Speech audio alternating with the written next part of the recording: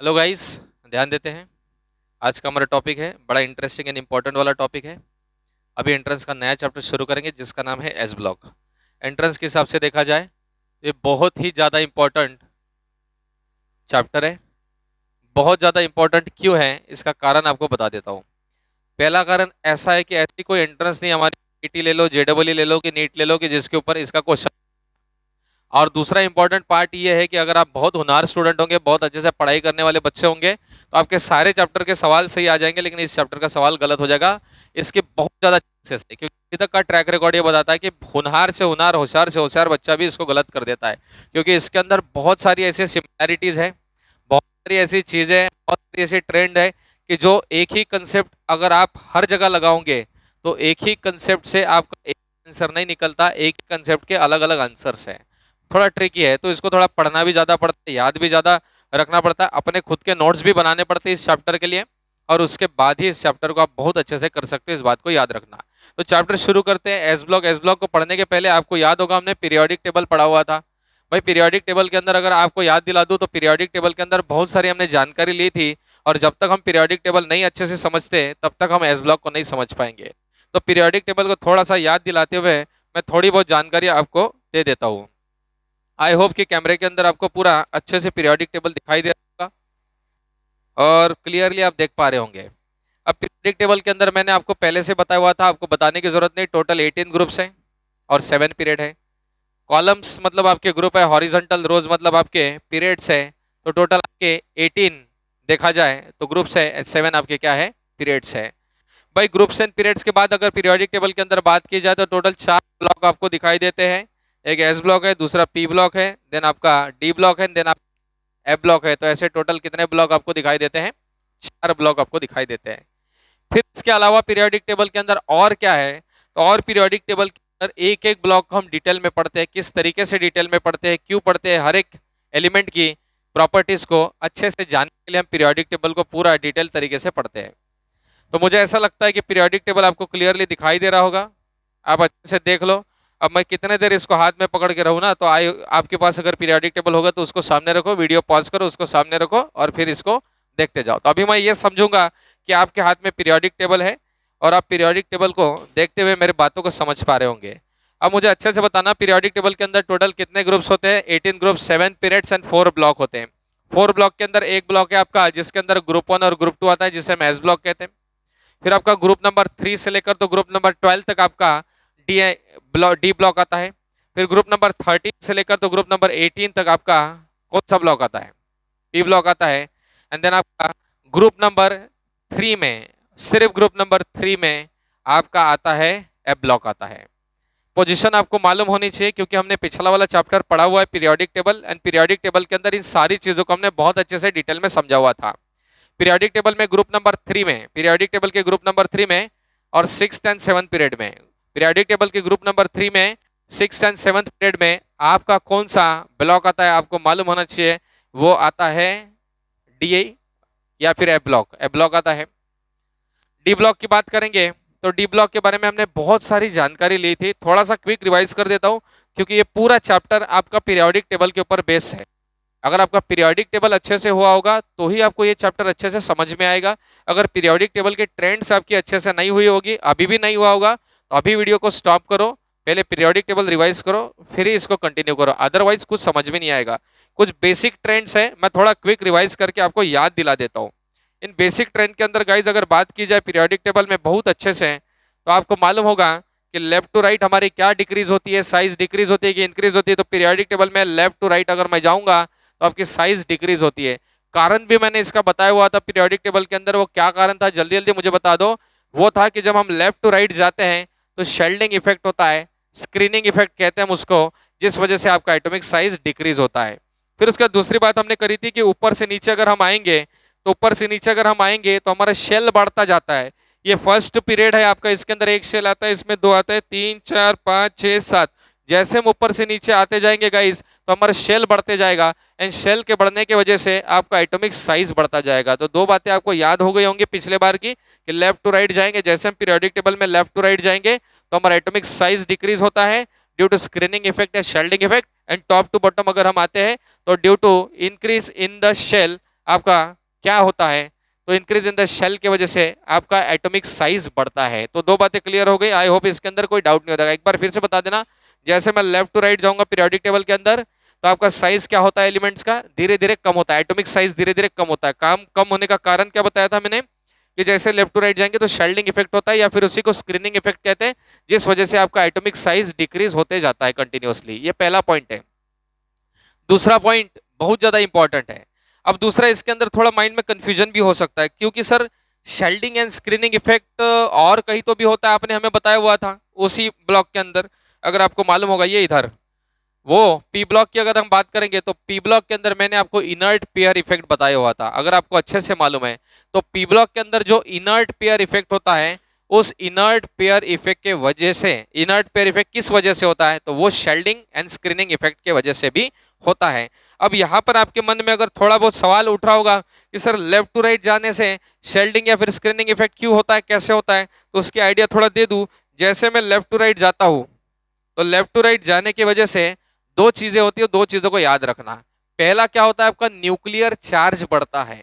जैसे मैं left to right जाऊंगा, लेफ्ट टू राइट जाऊंगा, तो लेफ्ट टू राइट जाते जाते एटॉमिक नंबर बढ़ता है। भाई एटॉमिक नंबर बढ़ने की वजह से न्यूक्लियस के अंदर प्रोटॉन बढ़ता है, और न्यूक्लियस के अंदर प्रोटॉन बढ़ने की वजह से न्यूक्लियर चार्ज बढ़ता है, और न्यूक्लियर चार्ज जितना बढ़ते जाएगा वो आउटर मोस्ट शेल के इलेक्ट्रॉन को अपने तरफ ज्यादा खींचेगा, जिस वजह से आपका एटॉमिक साइज डिक्रीज होगा लेफ्ट टू राइट। तो ये एक पहला कारण हो गया कि left to right atomic size decrease होने का। और गाइस दूसरा कारण शेल्डिंग इफेक्ट, स्क्रीनिंग इफेक्ट इसके अंदर होता है, किस वजह से होता है, ये डी ब्लॉक की वजह से होता है।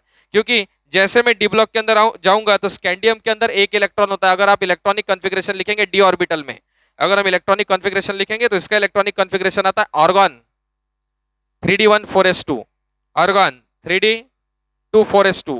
इस तरीके से डी में एक एक इलेक्ट्रॉन बढ़ते जाता है, और जो डी का इलेक्ट्रॉन बढ़ता है, वो डी के इलेक्ट्रॉन की वजह से पुअर शेल्डिंग इफेक्ट होता है, जिस वजह से आपका एटॉमिक साइज अगेन धीरे धीरे कम होता है। तो अगर आपको कारण पूछा जाए कि लेफ्ट टू राइट हमारा एटॉमिक साइज क्यों कम हो रहा है, तो दो कारण बता देना भाई। लेफ्ट टू राइट जाने से एक तो न्यूक्लियर चार्ज बढ़ता है, जिस वजह से न्यूक्लियस के अंदर प्रोटॉन बढ़ते हैं, जिस वजह से आउटर मोस्ट शेल के इलेक्ट्रॉन अट्रैक्ट हो जाते हैं उसके तरफ, और एटॉमिक साइज हमारा कम होता है। और दूसरा कारण क्या बताएंगे, लेफ्ट टू राइट जाते जाते बीच में हमको डी ब्लॉक लग जाता है। डी ब्लॉक के अंदर डी ऑर्बिटल में एक एक इलेक्ट्रॉन एंटर होता है, और वो पुअर शेल्डिंग इफेक्ट या स्प्लिनिंग इफेक्ट कर देता है, जिस वजह से एटॉमिक साइज हमारा क्या होता है, डिक्रीज होता है। क्योंकि आपको मालूम है डी में जितने ज्यादा इलेक्ट्रॉन बढ़ेंगे, उतना ज्यादा पुअर शेल्डिंग इफेक्ट होता है या पुअर स्क्रीनिंग इफेक्ट होता है। शेल्डिंग इफेक्ट, स्क्रीनिंग इफेक्ट दोनों नाम है उसको। फिर गाइज उसके बाद दूसरी चीज हमने पीरियोडिक टेबल के अंदर क्या पढ़ी हुई थी, साइज के अलावा दूसरी चीज हमने पढ़ी थी इलेक्ट्रोनेगेटिविटी वाली। जैसे हम लेफ्ट टू राइट जाएंगे, आपको मालूम है साइज एंड इलेक्ट्रोनेगेटिविटी एक दूसरे के इनवर्सली प्रोपोर्शनल है। तो अगर साइज बढ़ता है तो इलेक्ट्रोनेगेटिविटी कम होती है। तो पीरियोडिक टेबल के अंदर लेफ्ट टू राइट आपका साइज कम होता है, साइज कम हो जाएगा तो इलेक्ट्रोनेगेटिविटी बढ़ेगी, और टॉप टू बॉटम आपका साइज क्या होता है, इंक्रीज होता है, जिस वजह से आपकी इलेक्ट्रोनेगेटिविटी क्या होती है, डिक्रीज होती है। फिर उसके बाद मोस्टली मैंने आपको बताया था एक डेंसिटी वाला पॉइंट, याद होगा, पता नहीं आप भूल भी गए होंगे। तो डेंसिटी वाले पॉइंट के अंदर मैंने आपको कहा था कि पीरियोडिक टेबल के हर एक ग्रुप में almost, with the some of the exceptions, वो एक्सेप्शंस कौन से अपने को याद रखना पड़ेगा, मैं बताऊंगा अभी। लेकिन पीरियोडिक टेबल के लगभग सारे ग्रुप में हम ऊपर से अगर नीचे जाते हैं तो आपकी डेंसिटी बढ़ती ही बढ़ती है। क्यों बढ़ती है, क्योंकि ऊपर से नीचे जाने में आपका एक तो मास बढ़ता है, क्योंकि जब हम पीरियोडिक टेबल में ऊपर से नीचे आते हैं तो एटॉमिक नंबर बढ़ने से मास बढ़ता है, साथ में वॉल्यूम भी बढ़ता है। मास भी बढ़ता है, वॉल्यूम भी बढ़ता है, लेकिन वॉल्यूम के बढ़ने को स्क्रीनिंग इफेक्ट और शेल्डिंग इफेक्ट थोड़ा सा क्या कर देता है, कम कर देता है। और मुझे आपको ये बताने की जरूरत नहीं कि डेंसिटी का फॉर्मूला क्या होता है भाई, density is equal to mass upon volume. तो पीरियोडिक टेबल में जैसे हम ऊपर से नीचे जाएंगे तो आपका मास बढ़ेगा, क्योंकि एटॉमिक नंबर बढ़ता है, मास नंबर बढ़ेगा तो मास बढ़ेगा, और साथ में ऊपर में से नीचे आने से साइज बढ़ने से वॉल्यूम भी बढ़ेगा। लेकिन वॉल्यूम को बढ़ने से कौन रोकता है, तो जैसे हम नीचे से ऊपर से नीचे आएंगे तो डी ऑर्बिटल एफ ऑर्बिटल आते हैं, और मैंने आपको उसी चैप्टर के अंदर बताया हुआ था कि D and F orbital poor shielding effect देते हैं, इस वजह से वो साइज को यानी कि वॉल्यूम को उतना ज्यादा बढ़ने नहीं देंगे। तो in comparison with the mass, तो वॉल्यूम का और मास का कंपैरिजन किया जाए तो इन दोनों में मास ज्यादा बढ़ता है और वॉल्यूम कम बढ़ता है, जिस वजह से आपका डिनोमिनेटर छोटा हो जाएगा, तो डेंसिटी का आंसर क्या आएगा, बड़ा आएगा। इसलिए लगभग सभी ग्रुप के अंदर अगर पीरियोडिक टेबल के देखा जाए तो ऊपर से नीचे जाने में डेंसिटी आपकी बढ़ती ही बढ़ती है, और उसमें कुछ जगह एक्सेप्शंस है, उसको हम इसको सेपरेटली डिस्कस करेंगे। फिर पीरियोडिक टेबल के अंदर मैंने आपको और एक चीज बताई थी, metallic non metallic character. Left से जैसे हम राइट जाएंगे तो लेफ्ट में आपका एक्सट्रीम लेफ्ट में आपका आता है एस ब्लॉक। एस ब्लॉक के अंदर सारे एक्टिव मेटल है। जब मैं शब्द का इस्तेमाल करता हूँ एक्टिव मेटल का मतलब होता है ऐसे मेटल की जो बहुत ज्यादा इलेक्ट्रोपॉजिटिव है और जिनकी इलेक्ट्रॉन लॉस करने की टेंडेंसी गाइस सबसे ज्यादा है। तो एस ब्लॉक के अंदर आपको ऐसे मेटल मिलेंगे ग्रुप 1 और ग्रुप 2 में जो कि इलेक्ट्रोपॉजिटिव यानी कि एक्टिव मेटल्स है। जैसे हम डी ब्लॉक के अंदर आ जाते हैं मेटल थोड़े से पुअर हो जाते हैं, वो उतने ज्यादा स्ट्रांग नहीं होते, उनकी नेगेटिविटी भी थोड़ी सी कम हो जाती है। और जैसे हम पी ब्लॉक के अंदर जाएंगे गाइस तो पी ब्लॉक के अंदर तो सारे आपके लगभग क्या है नॉन मेटल है। ज्यादातर कुछ मेटल्स भी है उसके अंदर बट ज्यादातर आपको क्या मिलते हैं वहां पर नॉन मेटल्स ही मिलेंगे, इलेक्ट्रोनेगेटिविटी बेहद कम हो जाती है। ये दूसरा पॉइंट हो गया। फिर गाइस तीसरा पॉइंट मैंने पीरियोडिक टेबल के अंदर आपको क्या बताया था अगर आपको याद होगा, जो कि सबसे इंपॉर्टेंट पॉइंट था, इसी के भरोसे हमारे सारे चैप्टर चलने वाले हैं, S block, P block, D block, F block. और वो पॉइंट ये है कि ये जो पहला एलिमेंट है आपका, ये नहीं, इसको तो छोड़ दो, इसको तो अलग से सेपरेट में डिस्कस करेंगे। ये जो सेकंड पीरियड है, मैंने कहा था पीरियोडिक टेबल का सेकंड पीरियड होता है वो सबसे बदमाश पीरियड है पूरे पीरियोडिक टेबल का, क्योंकि सेकंड पीरियड के अंदर जितने भी आने वाले एलिमेंट हैं 5 एलिमेंट है, एलिमेंट है, क्योंकि ये जो एलिमेंट है लिथियम, बेरिलियम, वह बोरॉन, कार्बन, नाइट्रोजन, ऑक्सीजन, ये अपने अपने ग्रुप में ग्रुप का बिहेवियर एग्जिबिट नहीं करते बल्कि ग्रुप से अलग बिहेवियर दिखाते हैं। क्यों दिखाते हैं, किस लिए दिखाते हैं, किस वजह से दिखाते हैं, क्या कारण है ऐसा करने का, वो सब हम इन चैप्टर के अंदर डिटेल में डिस्कस करने वाले हैं। फिर गाइस पीरियोडिक टेबल के अंदर हमने पूरा पीरियोडिक टेबल का हिस्ट्री देखा था।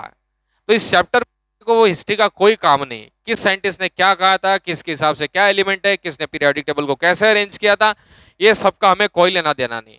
हमें जो मेन मेन चीजें जो सबसे ज्यादा इस्तेमाल करनी है और जिसके ऊपर सारी पीरियोडिक टेबल के बाद अभी S block, P block, D block, F block की ट्रेंड्स डिपेंड करने वाली है, वो सबसे इंपॉर्टेंट चीजें मैं आपको बता देता हूं, उसको नोट डाउन कर लेना।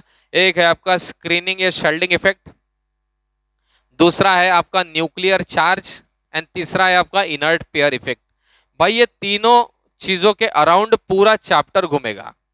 और 3 अलग चीजों से बताओ उसको। पहला क्या बताया मैंने, शेल्डिंग या स्क्रीनिंग इफेक्ट बताया, दूसरा बताया मैंने न्यूक्लियर चार्ज, और तीसरा क्या बताया, इनर्ट पेयर इफेक्ट। ये 3 इफेक्ट अगर आपको अच्छे से मालूम है तो यहाँ जितने भी समझने के लिए आपको कोई दिक्कत नहीं जाएगा। और क्योंकि अभी हम एस ब्लॉक में हैं तो एस ब्लॉक में 3 और इंपॉर्टेंट चीजें आती है। एक आती है लैटिस एनर्जी, दूसरा आता है हाइड्रेशन एनर्जी, एक आता है लैटिस एनर्जी और दूसरा आता है हाइड्रेशन एनर्जी, और तीसरी जो इंपॉर्टेंट चीज है वो है सॉल्युबिलिटी। तो गाइस सॉल्युबिलिटी के ऊपर लैटिस एनर्जी और लैटिस एनर्जी और आपका हाइड्रेशन एंथैल्पी का क्या फर्क पड़ता है वो भी अपने को गाइस इस चैप्टर के अंदर डिस्कस करना है। तो ये सारी चीजें जो मैंने अभी आपको बताई थोड़ी क्विक तरीके से, फास्ट तरीके से बताया कि इस चैप्टर में हमने आगे क्या क्या डिस्कस करना है, किस किस तरीके से डिस्कस करना है, ये सारी चीजें मैं अभी आपको बता चुका हूँ। तो without wasting a single minute हम चैप्टर को शुरू करते हैं। और चैप्टर है हमारा एस ब्लॉक। पहला सवाल तो मन में आता है और उसका आंसर भी मैं पीरियोडिक टेबल के अंदर दे चुका हूँ।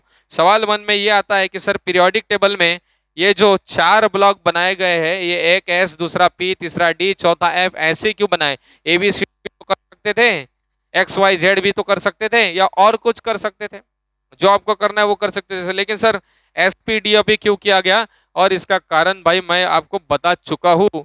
और अगर वो आपको नहीं आ रहा है तो इसका मतलब आप घर में सिर्फ पबजी खेल रहे, पढ़ाई वढ़ाई कुछ नहीं कर रहे, या फिर फालतू की चीजें कर रहे होंगे।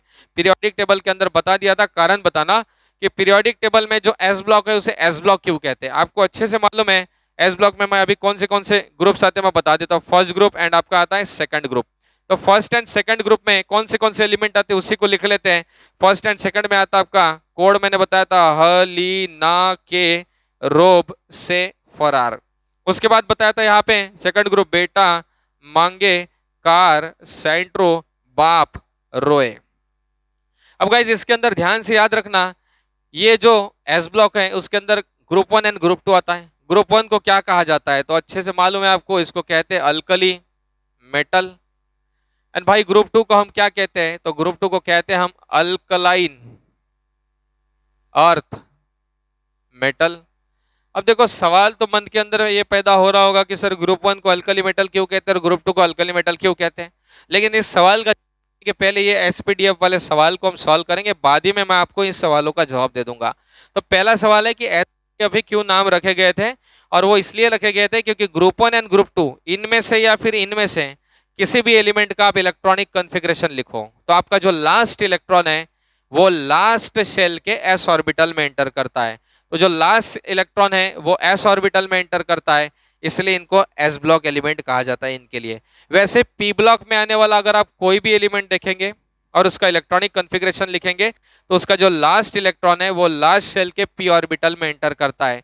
वही अगर डी ब्लॉक की बात की जाए तो डी ब्लॉक के एलिमेंट का किसी का भी इलेक्ट्रॉनिक कॉन्फ़िगरेशन आप लिखेंगे तो डी ब्लॉक के एलिमेंट का कोई भी एलिमेंट का इलेक्ट्रॉनिक कॉन्फ़िगरेशन लिखने पर पता चलता है कि लास्ट इलेक्ट्रॉन लास्ट शेल के डी ऑर्बिटल में नहीं बल्कि लास्ट सेकंड शेल के डी ऑर्बिटल में एंटर होता है, और लास्ट सेकंड शेल को हम पेनल्टीमेट शेल कहते हैं। और गाइस एफ ब्लॉक की अगर बात करेंगे तो एफ ब्लॉक के अंदर किसी भी एलिमेंट का अगर मैं इलेक्ट्रॉनिक कॉन्फ़िगरेशन लिखूं तो उसका जो लास्ट एलिमेंट है, लास्ट इलेक्ट्रॉन है, लास्ट इलेक्ट्रॉन जो है वो लास्ट सेकंड नहीं बल्कि लास्ट थर्ड शेल के, मतलब अगर मैं लिखूं एनएस, एनएस एन का मतलब लास्ट शेल है, लास्ट शेल के एस ऑर्बिटल में, एनपी लास्ट शेल के पी ऑर्बिटल में, n-1 डी मतलब लास्ट सेकंड शेल के डी ऑर्बिटल में यानी कि पेनल्टीमेट शेल में, और यहाँ एफ के लिए n यानी कि पेनल्टीमेट के पहले का यानी कि लास्ट थर्ड यानी कि प्री पेनल्टीमेट शेल में। तो हमने कहना है कि ब्लॉक किस बेसिस पे नाम दिए गए एसपीडीएफ, तो हमने बोल देना है कि सर एसपीडीएफ जो नाम दिए गए थे वो इस बेसिस पे दिए गए थे कि जो लास्ट इलेक्ट्रॉन है, लास्ट इलेक्ट्रॉन को कुछ बुक में कहा जाता है डिफरेंशिएटिंग इलेक्ट्रॉन। तो अगर आपको कहीं पर यह शब्द मिले कि डिफरेंशिएटिंग इलेक्ट्रॉन तो इसका मतलब समझ जाना है कि डिफरेंशिएटिंग इलेक्ट्रॉन का मतलब है कि लास्ट इलेक्ट्रॉन। तो हमने क्या कह देना कि अगर लास्ट इलेक्ट्रॉन लास्ट शेल के एस ऑर्बिटल में एंटर होता है तो वो एलिमेंट एस ब्लॉक का एलिमेंट है। अगर लास्ट इलेक्ट्रॉन लास्ट शेल के पी ऑर्बिटल में एंटर होता है तो वो एलिमेंट पी ब्लॉक का एलिमेंट है। अगर last element last second shell के डी ऑर्बिटल में एंटर होता है, और लास्ट सेकंड शेल का मतलब पेनल्टीमेट शेल, पेनल्टीमेट शेल के डी ऑर्बिटल में एंटर होता है तो वो डी ब्लॉक का एलिमेंट है। और गाइस हमारा लास्ट एलिमेंट अगर लास्ट थर्ड शेल के एफ ऑर्बिटल में यानी कि प्री पेनल्टीमेट शेल में अगर एंटर होता है तो वो हमारा एफ ब्लॉक का एलिमेंट है। तो इस बेसिस पे आपके ब्लॉक दिए गए थे। फिलहाल पी और डी और एफ की हम बात नहीं करेंगे, फिलहाल हम पूरा फोकस करते हैं सिर्फ और सिर्फ एस ब्लॉक के ऊपर करते हैं। और भाई एस ब्लॉक की अगर बात करेंगे, मैं यहाँ लिख लिया हूँ कि एस ब्लॉक के अंदर टोटल 2 ग्रुप्स हैं, ग्रुप 1 एंड ग्रुप 2। ग्रुप 1 के अंदर आपका ली ना के रोप से फॉर यानी कि hydrogen, lithium, sodium, potassium, rubidium, caesium, francium ऐसे एलिमेंट आते हैं। भाई ग्रुप 2 के अंदर आपका beryllium, magnesium, calcium, strontium, barium and radium ऐसे एलिमेंट्स आते हैं। अब इनके अंदर अगर बात की जाए तो ये 2 थोड़े से खास हैं। फ्रांसियम एंड रेडियम ये थोड़े से रेडियो एक्टिव एलिमेंट हैं, और रेडियो एक्टिव एलिमेंट आपको मालूम है कंटिन्यूसली रेडिएशन इमिट करते हैं, ये हाईली अनस्टेबल होते हैं। तो गाइस जितने भी रेडियो एक्टिव एलिमेंट है वो कंटिन्यूसली रेडिएशन इमिट करते हैं, बहुत ज़्यादा अनस्टेबल होते हैं, इसलिए इसके बारे में ज़्यादा केमिस्ट्री अपने को पता नहीं होती। इसलिए जब भी आप बुक में देखेंगे तो आपकी बुक में जब वो बड़े बड़े चार्ट यानी कि टेबल बना के दिए होंगे जिसके अंदर ट्रेंड्स लिखी गई, अब आपके मन में सवाल उठ रहा है ट्रेंड्स का मतलब क्या? ट्रेंड्स का मतलब कि पर्टिकुलर पैटर्न, जो एक पैटर्न होता है ना, लेफ्ट टू राइट आपकी साइज डिक्रीज होती है, top to bottom size increase होता है, लेफ्ट टू राइट आपका नॉन मेटालिक कैरेक्टर बढ़ता है, मेटालिक कैरेक्टर कम होता है, इसी को हम कहते हैं ट्रेंड।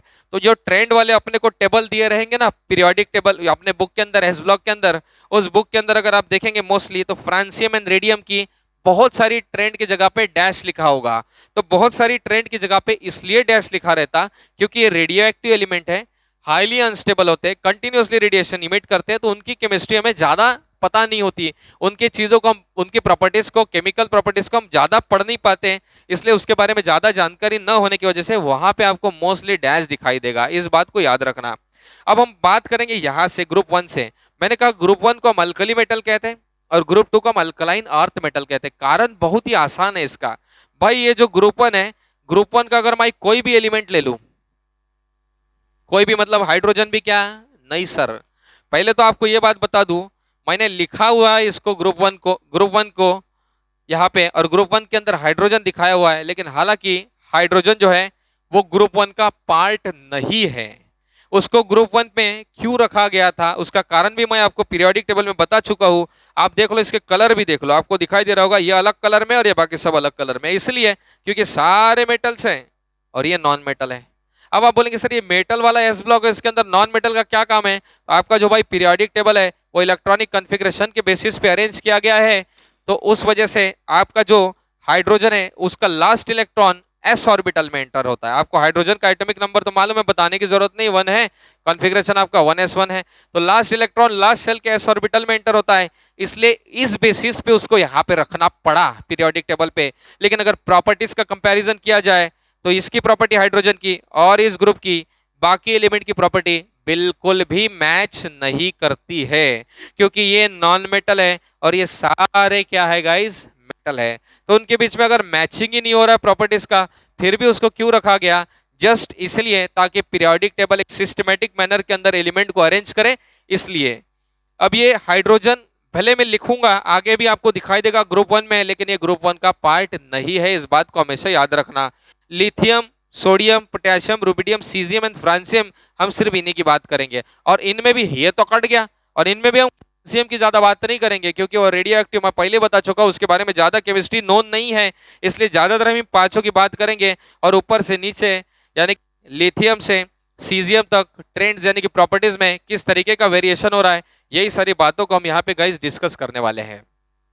अभी एक एक प्रॉपर्टी को डिस्कस करते हैं। सबसे पहला सवाल तो मन में आता है कि सर ग्रुप 1 को हम अल्कली मेटल क्यों कहते हैं? ग्रुप 1 को हम अल्कली मेटल इसलिए कहते हैं क्योंकि इस ग्रुप का कोई एलिमेंट, अब कोई भी एलिमेंट मतलब तुम समझ गए, हाइड्रोजन नहीं आता भाई इसके अंदर, कोई भी एलिमेंट मतलब लिथियम, सोडियम, पोटेशियम, सीजियम, इनमें से अगर मैं कोई भी एलिमेंट ले लूं, उसको वाटर के साथ रिएक्ट करूं, तो ये ऑक्साइड या हाइड्रोक्साइड बनाएंगे। अभी ग्रुप 1 के मेटल का जो ऑक्साइड या हाइड्रोक्साइड होता है वो बेसिक नेचर का होता है, बेसिक नेचर का होता है यानी कि अल्कलाइन नेचर का होता है।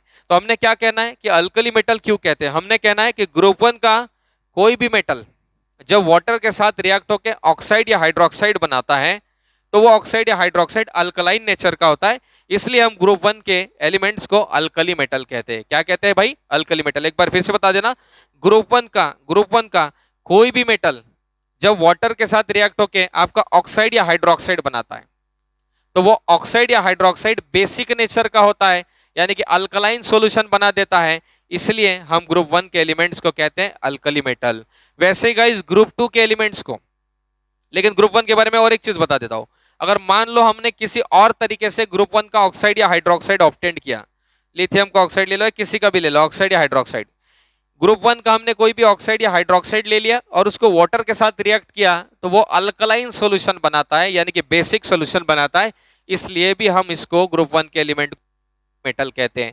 गाइस ग्रुप 2 की अगर बात करें तो ग्रुप 2 को अल्कलाइन अर्थ मेटल क्यों कहते हैं? क्योंकि आधा डेफिनेशन इसका इधर आएगा, क्या आएगा कि beryllium, magnesium, calcium, strontium, barium, radium, ये सारे ग्रुप 2 के एलिमेंट्स हैं, और ग्रुप 2 के एलिमेंट का जो ऑक्साइड या हाइड्रोक्साइड है, ग्रुप 2 के एलिमेंट का जो आपका ऑक्साइड या हाइड्रोक्साइड है, वो भी अल्कलाइन सॉल्यूशन बनाता है वाटर के साथ, और वो वाटर के साथ अल्कलाइन सॉल्यूशन बनाता है, और साथ में ग्रुप 2 के जो एलिमेंट्स हैं ये अपने को अर्थ क्रस्ट में मिलते हैं, इसलिए हम इनको अल्कलाइन अर्थ मेटल कहते हैं। तो गाइस दो बातें एक बार अच्छे से कर लेना, बहुत बड़े सवाल इसके ऊपर तो खास आते नहीं है, लेकिन मालूम होना चाहिए नॉलेज के लिए। बता देना ग्रुप 1 के एलिमेंट को क्यों हम अल्कली मेटल कहते हैं?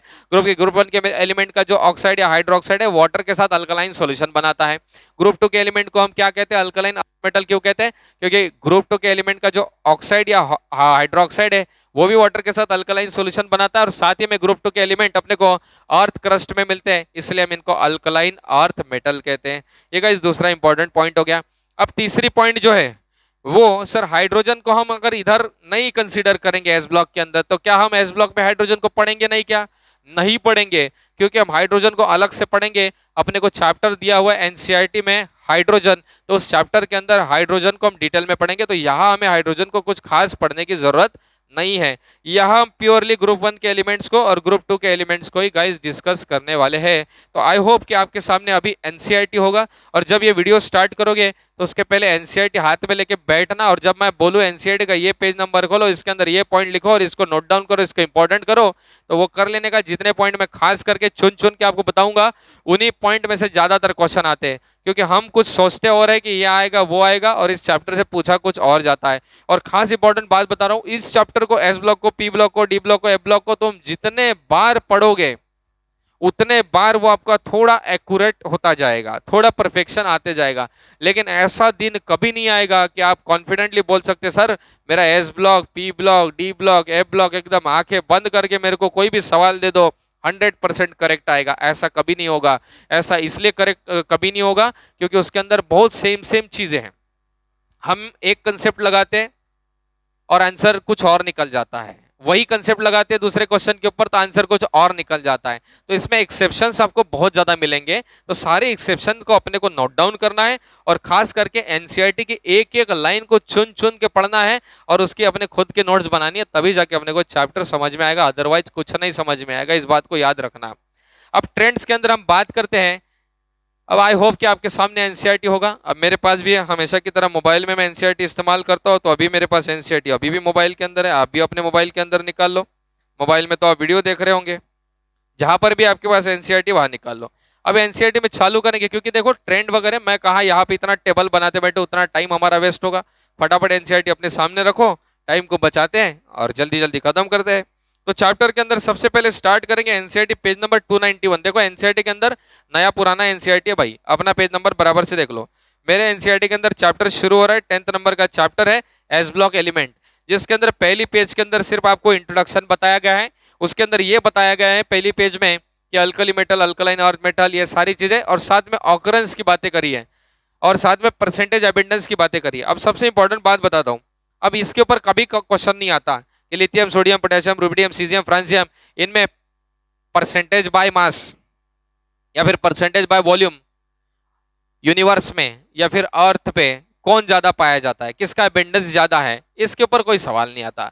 हमेशा सवाल जो आएगा या एक तो केमिकल प्रॉपर्टी के ऊपर आएगा, फिजिकल प्रॉपर्टी के ऊपर आएगा, या फिर आपकी ज्यादा से ज्यादा सवाल आते हैं ट्रेंड्स एंड एक्सेप्शन के ऊपर।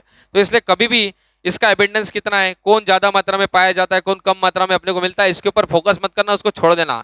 और दूसरी चीज है ऑकरेंस, कौन कहाँ मिलता है, कहाँ से मिलता है, इसके ऊपर भी कोई सवाल आता नहीं। अभी तक का ट्रैक रिकॉर्ड है, कोई सवाल आता नहीं। 5-8 चीजें है, उसके ऊपर टाइम वेस्ट मत करना।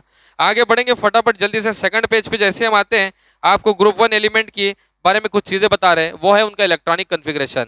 आपको दिखाई दे रहा होगा। अब मैं इलेक्ट्रॉनिक कॉन्फ़िगरेशन लिख के टाइम वेस्ट नहीं करूंगा, आप सबको मालूम है इलेक्ट्रॉनिक कॉन्फ़िगरेशन कैसे लिखा जाता है। नहीं लिख आता होगा तो आपके सामने एनसीईआरटी होगी, तो उसके अंदर देख लो।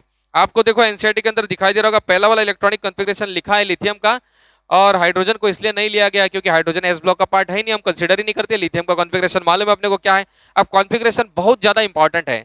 कॉन्फ़िगरेशन के अंदर क्या चीजें इंपॉर्टेंट है मैं आपको बताऊंगा, अभी नोट डाउन आप करते जाओ। सबसे पहले लिथियम का कॉन्फ़िगरेशन अपने को मालूम है 1:2:1। फिर उसी तरीके से सभी का कॉन्फ़िगरेशन ऊपर से हम नीचे लिखेंगे। तो आप देखो आपके एनसीईआरटी के अंदर सेकंड पेज पे दिया हुआ है, सभी के कॉन्फ़िगरेशन में आउटर मोस्ट शेल में एस ऑर्बिटल में एक इलेक्ट्रॉन आ रहा होगा, जैसे 1s1, 2s1, 3s1, last shell की बात कर रहा हूं, 4s1, 5s1, 6s1 and 7s1। Check कर लो भाई एक बार बराबर से, सही है, बढ़िया। 1s1, 2s1, 3s1, 4s1, 5s1, 6s1, 7s1। तो पीरियड है ना, first period, second period, third period, fourth period, six period, seven period, 8 period, तो इससे याद हो जाता है अपना। तो लास्ट शेल में एस ऑर्बिटल में एक इलेक्ट्रॉन आ रहा है, ये एक तो कॉमन चीज हो गई। दूसरी चीज जिसके तरफ अपने को फोकस करना है, जिसके ऊपर सारी चीजें डिपेंड करेगी, वो कौन सी चीज है भाई, वो है डी एन एफ ऑर्बिटल। तो आप इसमें देख लो कहीं पर आपको डी एन एफ ऑर्बिटल दिखाई दे रहे क्या। बट आपको और एक चीज बता दूं, एस ब्लॉक में डी एन एफ ऑर्बिटल कुछ ज्यादा खेल नहीं बिगाड़ते अपना ट्रेंड्स में। डी एन एफ ऑर्बिटल सबसे ज्यादा गड़बड़ किधर करते हैं, तो वो करते हैं डी ब्लॉक में, एफ ब्लॉक में और आपका पी ब्लॉक में। ये एस ब्लॉक में डी और एफ ऑर्बिटल अपना कुछ खास बिगाड़े नहीं। यहां जो चीजें अपना काम बिगाड़ने वाली है वो है भाई लैटिस एनर्जी और hydration energy. Lattice energy, hydration energy के ऊपर के सवाल बहुत सारे आते हैं, and that is a very very important point. इसको चाहिए तो अलग से लिख रखना, लैटिस एनर्जी, हाइड्रेशन एनर्जी वाला सवाल अपने को आता ही आता है। कोई खास डिफिकल्ट नहीं है, लेकिन सेम सेम चीजें लगती है तो अपना गड़बड़ हो जाता है, इस बात को हमेशा याद रखना। अब देखो एनसीईआरटी के अंदर इलेक्ट्रॉनिक कॉन्फ़िगरेशन आपने देखे होंगे, आपको दिखाई दे रहा होगा कि लिथियम के अंदर, सोडियम के अंदर, पोटेशियम के अंदर इन तीनों में डी ऑर्बिटल नहीं आया। फिर आपका रुबिडियम के अंदर डी ऑर्बिटल आता है, सीजियम के अंदर भी डी ऑर्बिटल आता है, एंड फ्रांसियम के अंदर आपके डी के साथ साथ एफ ऑर्बिटल भी आता है। तो गाइज अगर बात करेंगे इन डी एन एफ ऑर्बिटल की, इनका बड़ा काम है पूरे ब्लॉक में। ये डी एन एफ ऑर्बिटल अपने को देखना है ऊपर से नीचे आते आते या फिर लेफ्ट टू राइट जाते जाते, क्योंकि इन्हीं के भरोसे सारी ट्रेंड चेंज होती है। एक तो ये चीज, और दूसरा एस ब्लॉक में सबसे इंपॉर्टेंट चीज जिस वजह से ट्रेंड चेंज होती है वो है आपका साइज। इस बात को हमेशा के लिए तुम लिख ही लो या फिर याद ही कर लो कि एस ब्लॉक में ज्यादा से ज्यादा ट्रेंड्स यानी कि प्रॉपर्टीज चेंज होने के लिए सबसे इंपॉर्टेंट फैक्टर कौन सा है? तो गाइज वो है atomic size and ionic size. अब क्योंकि हम एटॉमिक एंड आयोनिक साइज के ऊपर आ ही गए, तो एटॉमिक साइज तो मैं बता चुका हूं आपको, ऊपर से नीचे एटॉमिक साइज तो क्या होता है, बढ़ता है। लेकिन भाई ऊपर से नीचे आयोनिक साइज भी क्या होता है, बढ़ता ही है। लेकिन एक चीज मैंने आपको उस चैप्टर में बताई थी, मुझे याद नहीं कि आपको याद है कि नहीं याद है, वो ये कि जब मैंने कहा था कटायन बनता है, Na अपना इलेक्ट्रॉन लॉस करके Na+ बनता है, करा। Na का एटॉमिक नंबर है 11, कॉन्फ़िगरेशन 281, Na+ बनता है तो 28 हो जाता हुआ। इससे क्या समझ में आ गया, जब एलिमेंट एटॉमिक फॉर्म में था तब उसमें 3 ऑर्बिट थे, जब वो कटायन बना 2 ऑर्बिट हो गए। तो इससे ये बात समझ में आती है कि कोई भी एटम जब कटायन बन जाता है तो उसका साइज कम हो जाता है, क्योंकि कटायन बनते समय वो अपने आउटर मोस्ट शेल के इलेक्ट्रॉन लॉस करता है, और आउटर मोस्ट शेल के इलेक्ट्रॉन लॉस होने की वजह से एक शेल कम हो जाता है, जिस वजह से उसका एटॉमिक या फिर आयोनिक साइज हम कह सकते हैं कि कम हो गया है। गाइस दूसरी इंपॉर्टेंट चीज इसके अंदर क्या है, क्लोरीन देख लो, इलेक्ट्रॉन गेन करता है और क्या बनाता है, Cl-। ये देखो 287 और ये 288, मालूम है ना कॉन्फ़िगरेशन। आप बोलेंगे सर इसमें भी तो 3 शेल थे, इसमें भी तो 3 शेल थे, तो साइज के ऊपर तो फर्क नहीं पड़ना चाहिए। भाई जब कोई भी एटम अनायन बनता है तो उसका साइज बढ़ता है। क्यों बढ़ता है? क्योंकि आउटर मोस्ट शेल में 7 इलेक्ट्रॉन थे, अब 1 इलेक्ट्रॉन गेन हो गया, 8 इलेक्ट्रॉन आ गए। अब इलेक्ट्रॉन जब ज्यादा हो जाएंगे भाई तो उनके बीच में इंटर इलेक्ट्रॉनिक रिपल्सन बढ़ेगा, उस रिपल्सन को मिनिमाइज करने के लिए अपना साइज थोड़ा सा बढ़ा देता है। तो पॉइंट क्या याद रखना, उधर भी बताया हुआ था मैंने, जब कोई भी आइटम आपका कटायन बन जाता है तो उसका एक शेल कम होने से साइज कम होता है, और कोई भी आइटम अनायन बन जाता है तो उसके अंदर इलेक्ट्रॉन एंटर होने से उसका एटॉमिक साइज थोड़ा सा बढ़ जाता है। इस बात को याद रखना, इसी पॉइंट का बहुत काम पड़ने वाला है यहाँ पे। तो यहाँ पे क्या पॉइंट है अपना देखना, जैसे हम ऊपर से नीचे आएंगे एटॉमिक साइज तो बढ़ेगा, आयनिक साइज भी बढ़ेगा। लेकिन भाई दोनों को मैं कंपेयर करूं, दोनों को मतलब किसको, तो एटॉमिक साइज और आयनिक साइज को, तो किसका ज्यादा रहना चाहिए, एटॉमिक साइज ही ज्यादा रहना चाहिए। क्यों? क्योंकि आयोनिक साइज के अंदर उसका आउटर मोस्ट शेल कम हो रहा है ना, तो आउटर मोस्ट शेल अगर उसका कम हो जाएगा तो उसका साइज कम हो जाएगा, और एटॉमिक साइज के अंदर उसके पूरा आउटर मोस्ट शेल भी उसके अंदर प्रेजेंट रहेगा, उसका आउटर मोस्ट शेल कम नहीं होगा, तो इसलिए एटॉमिक साइज उसका बड़ा ही रहेगा। अब क्या सच में ऐसा ही है या कुछ और है, ये अपने को पता चलेगा जब हम ट्रेंड्स वाला टेबल देखेंगे गाइस उसके अंदर। फिलहाल कंटिन्यू करते हैं एनसीईआरटी, अब देखते रहो। पहला हमने इलेक्ट्रॉनिक कॉन्फ़िगरेशन देखा, उसके बाद मैंने अभी डिस्कस किया आपके साथ एटॉमिक एंड आयोनिक साइज वाला पॉइंट डिस्कस किया। फिर उसके बाद हम बात करेंगे आयोनाइजेशन एंथैल्पी की, जो मैं पिछले चैप्टर के अंदर भी डिस्कस कर चुका हूं, ऐसा कोई खास नया पॉइंट नहीं, आपको मालूम है। आयोनाइजेशन एंथैल्पी गाइस क्या होती है, किसी भी एटम में से इलेक्ट्रॉन को निकालने के लिए लगने वाली एनर्जी, किसी भी एटम में से इलेक्ट्रॉन को निकालने के लिए लगने वाली एनर्जी को हम क्या कहते हैं, आयोनाइजेशन एंथैल्पी। अब ये मुझे बिल्कुल ही बताने की जरूरत नहीं कि किस में से इलेक्ट्रॉन निकालना आसान है, मेटल के नॉन मेटल, बता दो भाई, तुम ही बता दो, मेटल या नॉन मेटल। ऑब्वियसली मेटल में से इलेक्ट्रॉन निकालना आसान है, क्योंकि मेटल को खुद ही तो इलेक्ट्रॉन डोनेट करना चाहता है, क्योंकि मेटल जब अपना इलेक्ट्रॉन लॉस करता है तो इलेक्ट्रॉन लॉस करने की वजह से मेटल का स्टेबल इलेक्ट्रॉनिक कॉन्फ़िगरेशन आता है, नोबल गैस वाला। आउटर मोस्ट शेल में एक लॉस कर देगा तो ऑक्टेट हो जाएगा, 2 है 2 लॉस करेगा तो ऑक्टेट होगा, 3 है 3 लॉस करेगा तो ऑक्टेट हो जाएगा। तो मेटल जब भी इलेक्ट्रॉन लॉस करता है तो वो स्टेबल इलेक्ट्रॉनिक कॉन्फ़िगरेशन गेन करता है, इसलिए मेटल हमेशा इलेक्ट्रॉन लॉस करने में इंटरेस्टेड होते हैं। इसी वजह से उसका आयोनाइजेशन एंथैल्पी का जो वैल्यू होता है गाइस, वो बहुत ही क्या होता है, कम होता है। मतलब उसमें से निकालना इलेक्ट्रॉन तो ज्यादा एनर्जी नहीं लगेगी, तो मेटल की आयोनाइजेशन एंथैल्पी कम होती है हमेशा, इस बात को याद रखना। और दूसरी बात है नॉन मेटल, नॉन मेटल तो बिल्कुल भी इंटरेस्टेड नहीं भाई इलेक्ट्रॉन लॉस करने में, वो तो गेन करने में इंटरेस्टेड है, लेकिन फिर भी तुम जबरदस्ती उनका इलेक्ट्रॉन निकालोगे तो वो अपना इलेक्ट्रॉन आसानी से रिलीज नहीं करेगा, इसलिए नॉन मेटल का आयोनाइजेशन एंथैल्पी बहुत क्या होता है, ज्यादा।